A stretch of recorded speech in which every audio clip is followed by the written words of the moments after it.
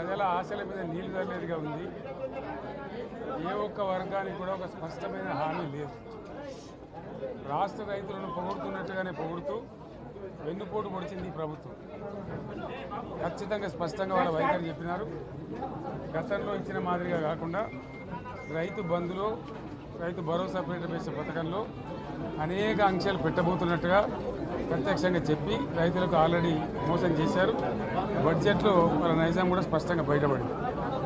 గత ప్రభుత్వం అన్ని రాష్ట్రంలోని అన్ని వర్గాల సంక్షేమాన్ని, వాళ్ళ ఆర్థికాభివృద్ధిని కాంక్షించి అనేక పథకాలు ప్రవేశపెట్టడం జరిగింది. ఒక్క పథకం మీద కూడా ఇప్పుడు స్పష్టత లేదు. ఫర్ ఎగ్జాంపుల్, యాదవుల కోసం ఉన్నటువంటి వాళ్ళ అభివృద్ధి కోసం పెట్టినటువంటి గొర్రెల పెంపకం పథకాన్ని టోటల్గా మూసివేసినట్టుగా మనకు అర్థమవుతా ఉంది.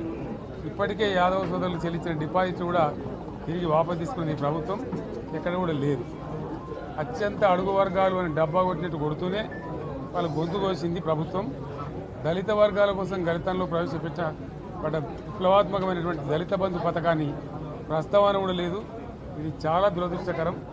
దళిత సమాజం పట్ల వీళ్ళకు ఉన్నటువంటి నిర్లక్ష్యానికి, వాళ్ళ ఫ్యూడల్ విధానానికి ఇంతకన్నా గొప్ప నిదర్శనం ఇంకోటి అవసరం లేదు.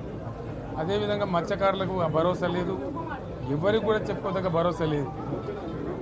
ఇందులో విశేషం హైలైట్ ఏంటంటే ఆర్థిక మంత్రి ప్రతి మాటను ఒత్తి ఆ డబ్బు వచ్చినప్పుడు అదేందో పెద్ద మహాప్రపంచ విజయంలాగా ఒత్తి చెప్పడం తప్ప కొత్తది ఏమీ లేదు.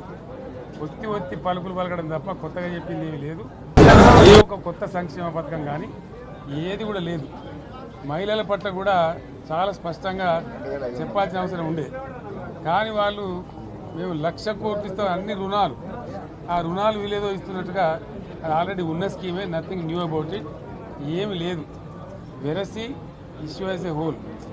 దురదృష్టం ఏంటంటే, చాలా బ్యాడ్ లక్ ఏంటంటే, మేము కూడా ప్రభుత్వం ఏర్పడిన తర్వాత కనీసం ఒక 6 మాసాల సమయం వాళ్ళకి ఇవ్వాలని మేము అనుకున్నాం. నేను కూడా శాసనసభకు పెద్దగా రాలేదు. కానీ ఈరోజు బడ్జెట్ చూస్తే ఏ ఒక్క పాలసీ ఫార్ములేషన్ జరగలేదు. రాష్ట్రానికి సంబంధించినటువంటి ఏ ఒక్క విషయంలో కూడా ఈ అర్భక ప్రభుత్వం ఇప్పటి వరకు పాలసీ ఫార్ములేషనే చేసినట్టుగా కనపడతలేదు. వ్యవసాయం ఉంది, మాకు స్పష్టమైన అవగాహన ఉండే ఈ రాష్ట్రంలో వ్యవసాయ స్థిరీకరణ జరగాలని మేము 2 పంటలకు కూడా ఇచ్చినాం రైతు బంధు. వీళ్ళు ఎగ్గొడతామని చెప్తా ఉన్నారు. మేమేదో రైతులకు ఇచ్చిన డబ్బును దాన్ని పాడు చేసినాము, చెడగొట్టినాము, దుర్వినియోగం చేసామన్న పద్ధతిలో దురదృష్టకరమైన వ్యాఖ్యలు చేస్తూ ఉన్నారు. అంటే ఇది పూర్తిగా రైతు శత్రు ప్రభుత్వం అనేది తెలుస్తూ ఉంది.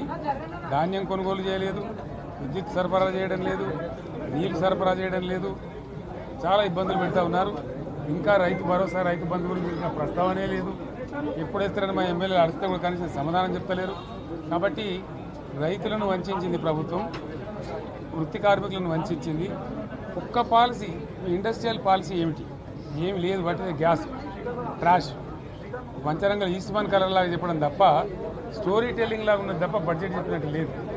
రాష్ట్రంలో వ్యవసాయ పాలసీ ఏమిటి, పారిశ్రామిక పాలసీ ఏమిటి, ఐటీ పాలసీ ఏమిటి, ఇంకా ఇతర అనేక పాలసీలు, పేద వర్గాలకు సంబంధించిన పాలసీ ఏమిటి అనే దాని మీద ఏ ఒక్క దాని మీద కూడా గ్యాసు ట్రాషే తప్ప, చిల్లర మల్లర ప్లాట్ఫామ్ స్పీచ్ లాగా ఉంది తప్ప అది బడ్జెట్ ప్రసంగం లాగా లేదు.